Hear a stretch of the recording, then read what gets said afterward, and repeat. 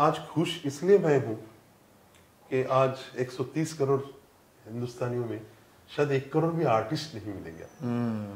तो कम से कम एक तो आर्टिस्ट थोड़ा बहुत म्यूजिक करने का मौका मिल रहा है। छोटा सा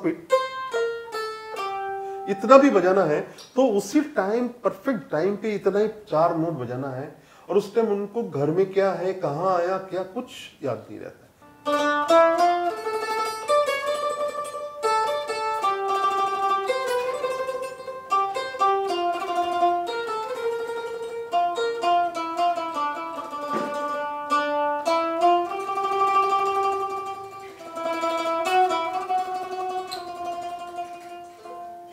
कहते हैं कि साज की आवाज़ जो होती है वो अपने आप में कमाल की होती है, और हम लोग हमेशा फिल्म इंडस्ट्री की बात करते हैं, और फिल्म इंडस्ट्री की बैकबोन कहा जाता है म्यूज़िक को, संगीत को, और उसकी बैकबोन होते हैं उसका इंस्ट्रूमेंटेशन, उसके पीछे जो इंस्ट्रूमेंट बजते हैं वो।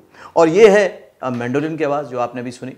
ये हमें बहुत पुराने एक गाने की तरफ ले गया था, उससे जुड़ी हुई कहानी है जो कि प्रदीप जी बताएंगे। Welcome to joint films Pradeep ji. नमस्कार।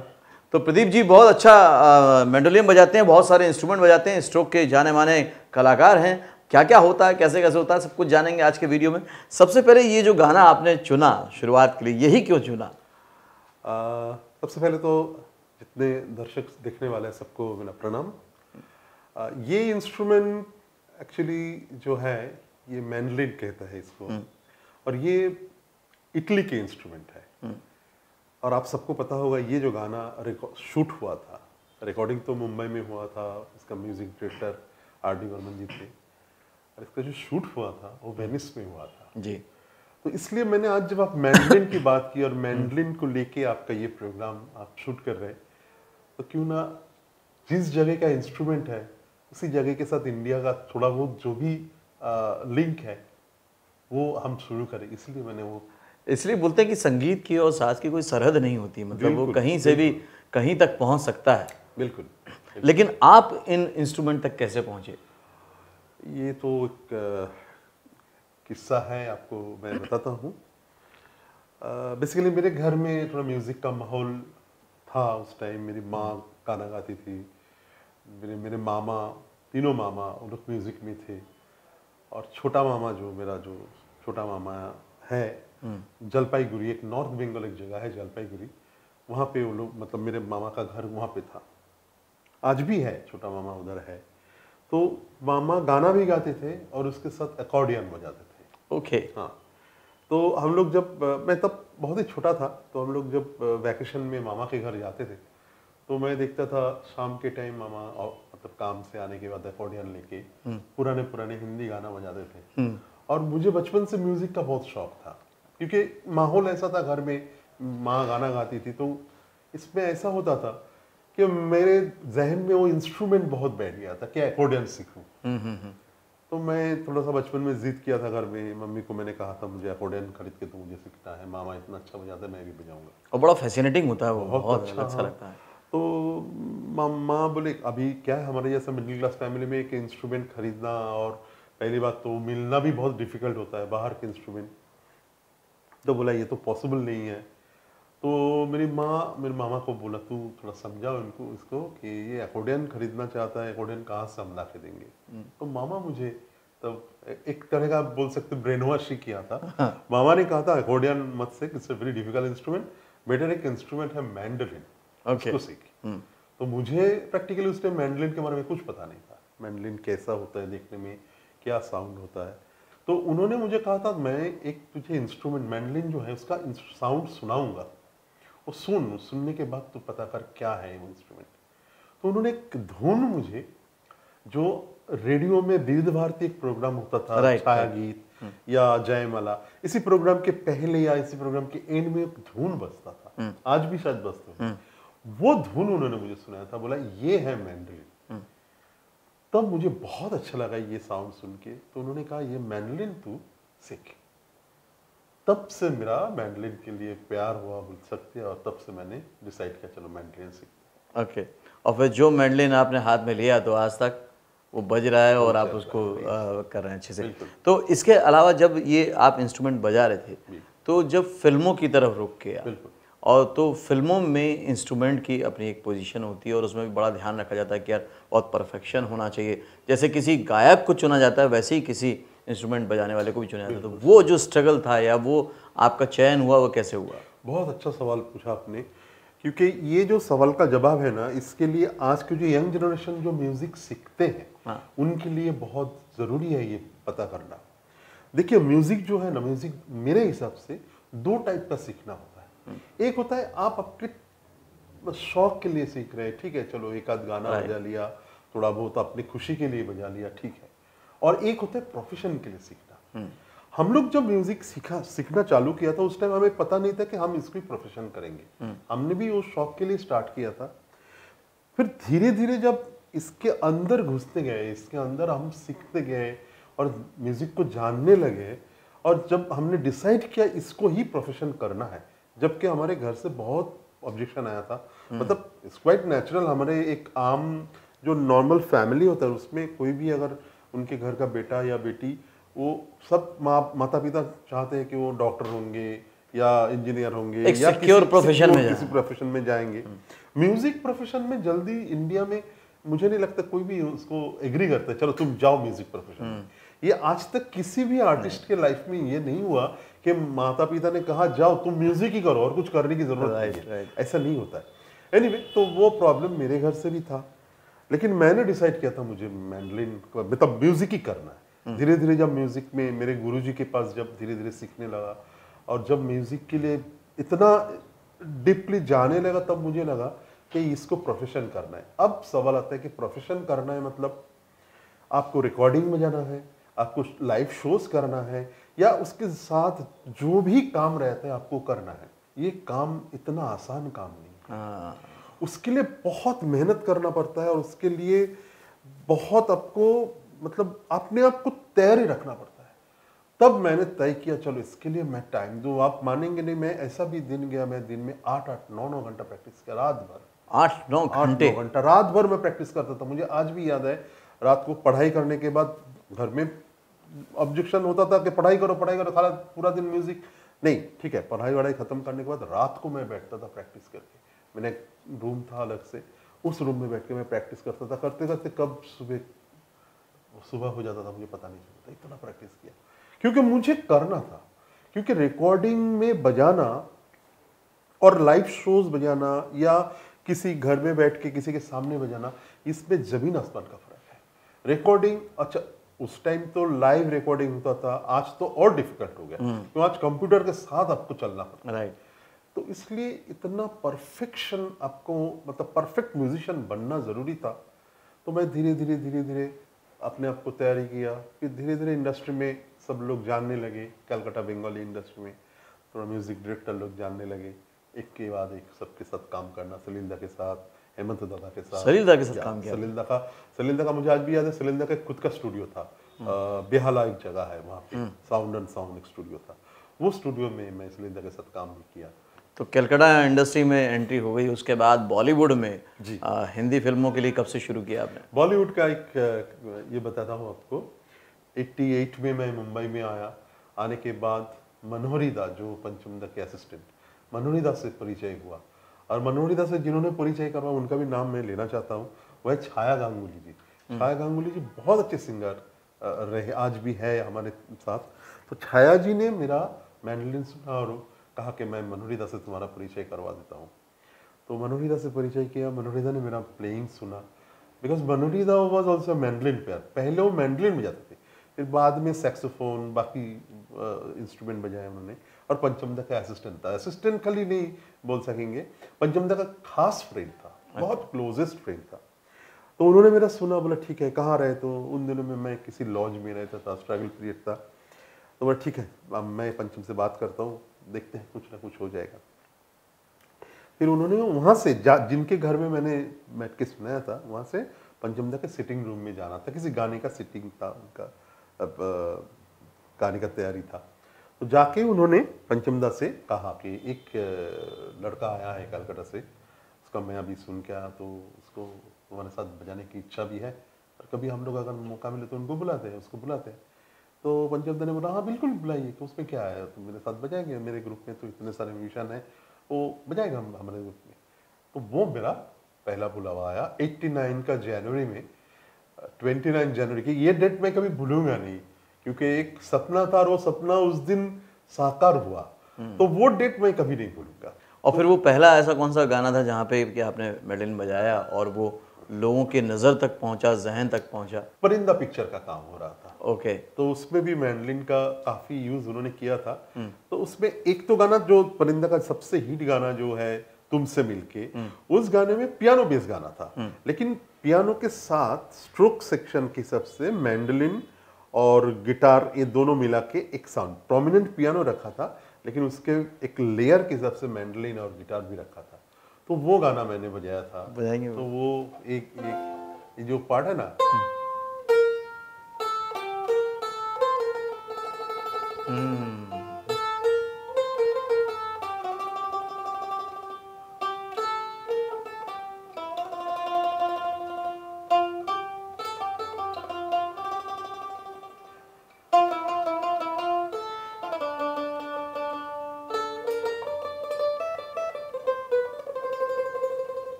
ये गाना। क्या बात है प्रदीप। अभी तक ये गाना मैं सुनता था और ये वाला पीस भी बहुत वो होता था, प्रोमिनेंट लगता था, रजिस्टर होता था, लेकिन आज पता चला कि उसके पीछे आपका हाथ था, आपके स्ट्रोक से। तो ये तो कमाल है। जब एक गायक गाना गाता है, एक म्यूज़िक डायरेक्टर कंपोज करता है, तो उसको गाने को जब वो स्क्रीन पर देखता है या लोगों को सुनते हुए देखता है तो उसको एक अलग खुशी होती है। बिल्कुल। लेकिन एक म्यूजिशियन को कैसी खुशी होती है, वो क्या मोमेंट होता है जब वो गाना हिट होता है, लोग पसंद करते हैं, आप स्क्रीन पे देखते हैं? देखिए, इसके पीछे ना मैं अगर इसके बारे में कहूँ तो बहुत सारी बात हो सकती है। जब आज के दिन में तो क्रेडिट मिल रहा है म्यूजिशियन को, लेकिन उस टाइम म्यूजिशियन को क्रेडिट नहीं मिलता था। म्यूजिशियन, एक चीज मैं आपको कहता हूँ, कोई भी म्यूजिशियन जब स्टूडियो में जाते हैं ना काम करने के लिए, वो उनके लाइफ का जो 100% है वो उस टाइम दिखे आते हैं। उस टाइम उनको कुछ याद नहीं रहता है, फुल फोकस्ड ऑन मैन, जो पीस उनका रहता है, भले एक छोटा सा पीट इतना भी बजाना है तो उसी टाइम, परफेक्ट टाइम पे इतना ही 4 नोट बजाना है। और उस टाइम उनको घर में क्या है, कहाँ आया क्या, कुछ याद नहीं रहता है। उनको खाली टाइमली परफेक्ट जगह पे वो 4 नोट बजाना है। इतना डेडिकेशन रहता है। इतना डेडिकेशन के साथ एक एक रिकॉर्डिंग में उस टाइम मैंने तो देखा 100-150 म्यूजिशियन को लाइव बजाते हुए देखा। ऐसे लोग 100-150 म्यूजिशियन जिस गाने को बजा रहे, जिस गाने के अंदर उनका आत्मा पूरा इन्वॉल्व हो रहा है, तो वो गाना लता जी, आशा जी, मोहम्मद रफ़ी साहब कोई भी गाए, वो गाना हिट होगा ही। उसके साथ इतने अच्छे आर्टिस्ट, इतने अच्छे म्यूजिशियन का भी उतना ही कंट्रीब्यूशन रहता था, आज भी रहता है म्यूजिशियन का। लेकिन दुख की बात यह है, हिंदुस्तान में जो ये सिस्टम है, इसके बाहर हम जा नहीं सकते। लेकिन उस टाइम इतने अच्छे अच्छे म्यूजिशियन इतने अच्छे अच्छे गाना बजा के गए। आज उनमें से सीनियर म्यूजिशियन कोई भी है, उनको बोलना पड़ता है, भाई ये जो गिटार पार्ट है ये मैंने बजाया, मेरा नाम सो एंड सो है। ये जो फ्लूट पार्ट है ये मैंने बजाया, मुझे बोलना पड़ता है ऐसे म्यूजिशियन। राइट। ये मुझे बहुत दुख लगता है, क्योंकि एक गाना जब बनता है, जब इतना मेहनत करके म्यूजिशियन बनाते हैं, तब उनका कंट्रीब्यूशन को थोड़ा तो रिकॉग्निशन, खाली पैसे ही सब कुछ नहीं होता है। अब इस प्रोफेशन में जैसे आपने बोला कि अब थोड़ा सा रिकॉग्निशन मिलने लगा है, अप्रिसिएशन मिलने लगा है, एज अ प्रोफेशन आर्टिस्टिक एक सेटिस्फैक्शन तो है ही है, और लेकिन अगर हम बात करें इनकम सोर्स की और बाकी चीज़ों की, अपॉर्चुनिटीज़ की, तो एक परफेक्ट आर्टिस्ट को जो इसने बहुत अच्छे सीखा है, तैयारी की, क्या वो वाकई बहुत अच्छा सर्वाइवल कर सकता है? देखिए, सर्वाइवल कर सकते हैं, ऐसा कुछ नहीं है। एक तो मैं बात कहूँगा कि आज का जो टाइम है, टाइम चेंज हो चुका है, क्योंकि ऑडियो मार्केट, देखिए टोटली ये रिलेटेड है। कैसे, कहाँ रिलेटेड है मैं बताता हूँ। आप कोई भी चीज़ आप बना रहे हैं, वो अगर सेल होगा तो दोबारा आप बनाएंगे। राइट, बराबर है। एक टाइम हम लोगों ने जब टी सीरीज में काम करते थे, या विनाश पेंग या किसी कंपनी में काम करते थे, वो गणपति के गाने होता था, माता के बेटे, सब तो होता ही था, प्लस फिल्मी गाने जो भी होता था, वो सीडी या कैसेट, मैं तो कैसेट का टाइम भी देखा है, कैसेट में बनता था और ह्यूज सेल होता था। तो कंपनी को क्या होता था, प्रॉफिट होता था, कंपनी दोबारा एक प्रोजेक्ट बनाते थे। तो ये रिलेटेड होता था कि एक प्रोडक्ट बनाया, वो सेल हुआ, उसमें से प्रॉफिट इतना हुआ, फिर दोबारा एक उसमें से और कंटिन्यू प्रोसेस में कंटिन्यू प्रोसेस होता था।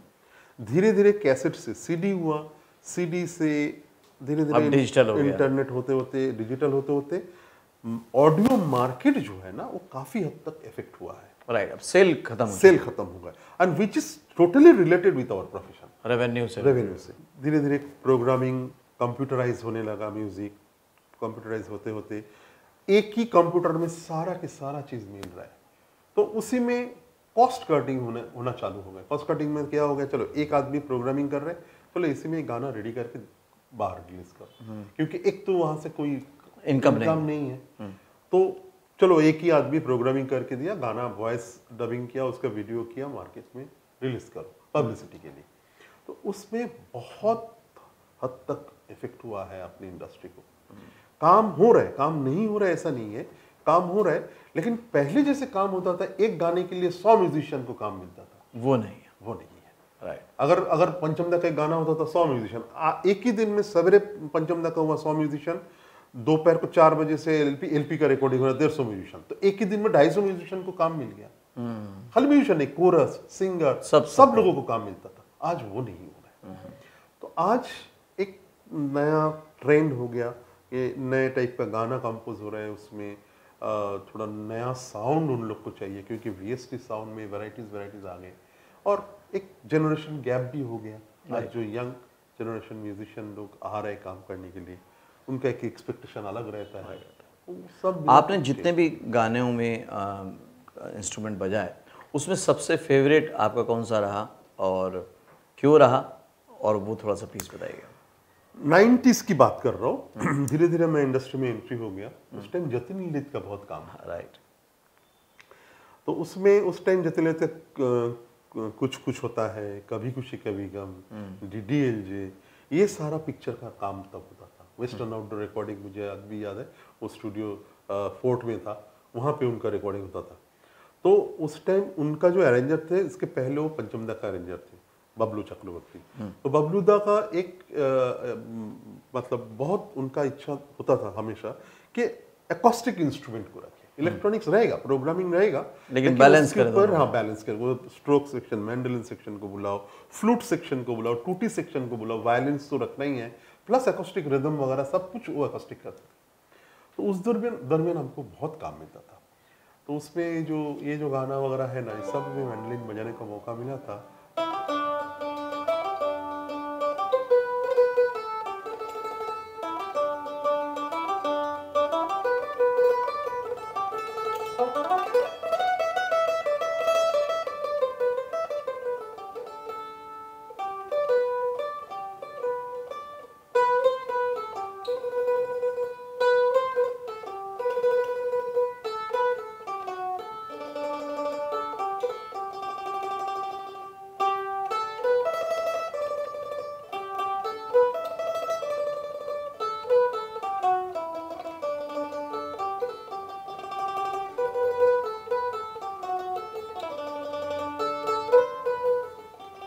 ये गाना, फिर डीडीएलजे का ये जो गाना, इस गाने में तो बैंजो में बजाता, मुझे याद है हम लोग 4 मैंडोलिन प्लेयर थे। ये जो गाना है ना,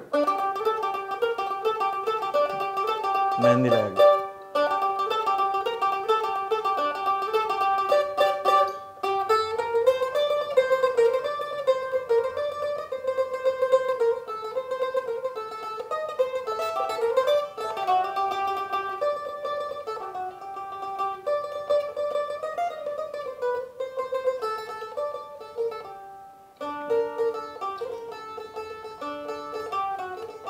ये गाना था। फिर जो हिट गाना है,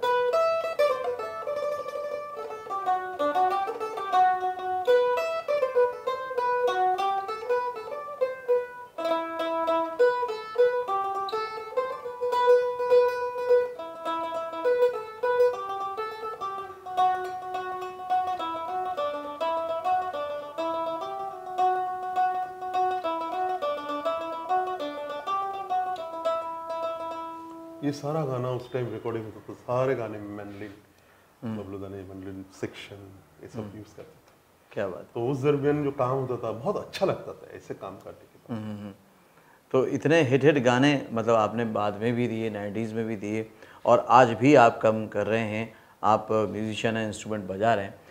जब ये गाने बनते हैं और ये सब आप सुनते हैं, तो जो मैंने आपसे बीच में सवाल पूछा था कि खुद को कितनी खुशी होती है, लेकिन होता ना कि एक सैचुरेशन पीरियड, कई बार किसी को लगता है कि यार बहुत ज़्यादा रिकग्निशन नहीं मिल रहा, बहुत ज़्यादा मेरे को अप्रिसिएशन नहीं मिल रहा, तो चलो छोड़ देता हूँ। कभी ऐसा मन में आया है? नहीं नहीं, बिल्कुल नहीं, ऐसा नहीं आना चाहिए। ये मैं तो आप बात निकली इसलिए मैंने कहा, लेकिन आखिर में वही बात, आप अपना काम करते जाओ। राइट। ठीक है, मुझे सेटिस्फेक्शन बहुत मेरे काम में मिलता है। जो भी आज लोग प्यार कर रहे हैं, आपने मुझे प्यार से यहाँ बुलाया, इतना मैं समझता हूँ कि ऊपर वाले का बहुत आशीर्वाद है, मेरे गुरुजी का, मेरे माता पिता का आशीर्वाद है, इसलिए ये हो पा रहा है। सबसे बड़ी बात तो है कि आज खुश इसलिए मैं हूँ कि आज 130 करोड़ हिंदुस्तानियों में शायद 1 करोड़ भी आर्टिस्ट नहीं मिलेंगे। तो कम से कम एक तो आर्टिस्ट थोड़ा बहुत म्यूजिक करने का मौका मिल रहा है। म्यूजिक के जरिए मैं कुछ तो सेवा कर रहा हूँ देश के लिए, बस ये खुशी है। अभी बात ये रहेगी प्रोफेशन में, ठीक है, जितना मुझे मिल रहा है, जितना शायद यही हिसाब है, ऊपर वाले का सब हिसाब रहता है, तो उसमें आई एम रियली हैप्पी। मेरा एक परिवार है, मेरे परिवार के सब लोग बहुत खुश हैं। मैं चाहता हूँ कि ऊपर वाला ब्लेसिंग सब लोग अच्छा रहे, बस और क्या चाहिए। बाय द वे, अभी जो वो तो 90s हो गया, उसके पहले 80s की बात है। रिसेंटली एक गाना मेरा बहुत हिट हुआ है, वो गाना मैं एक लाइन हाँ बिल्कुल करता हूँ। 2017 का गाना है जो सुपर डुपर हिट हुआ है। वो गाने में मैंडलिन मैंने बजाया, उसलिए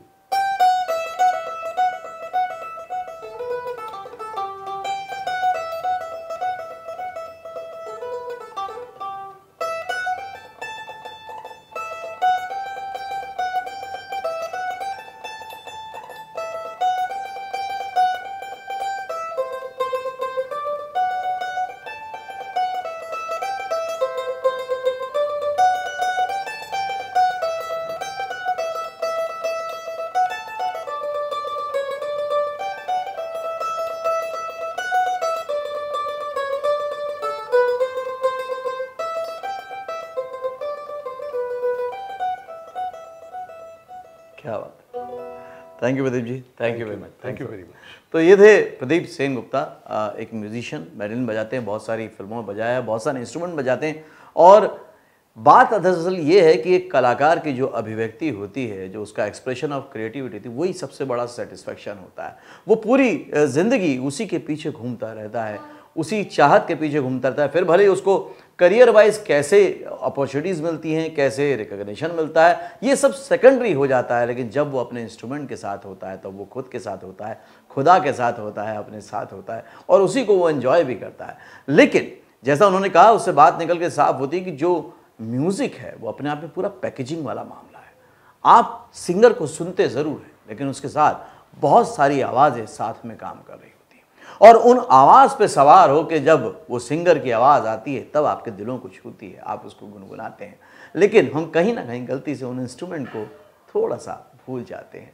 लेकिन आज इन इंस्ट्रूमेंट की आवाज़ों ने फिर से आपकी यादों को ताज़ा कर दिया होगा कि अगर ये सिर्फ आवाज़ उसमें से हटा दी जाए, तो शायद गानों में वो जान बाकी नहीं रह जाएगी, गानों में वो सोल बाकी नहीं रह जाएगी, कि ज़रा सा इंस्ट्रूमेंट की बस वो तान चलती है और आपको लगता है वो गाना है। आप गाने को कई बार रिकॉग्नाइज भी उस तान से करते हैं, उस सुर से करते हैं।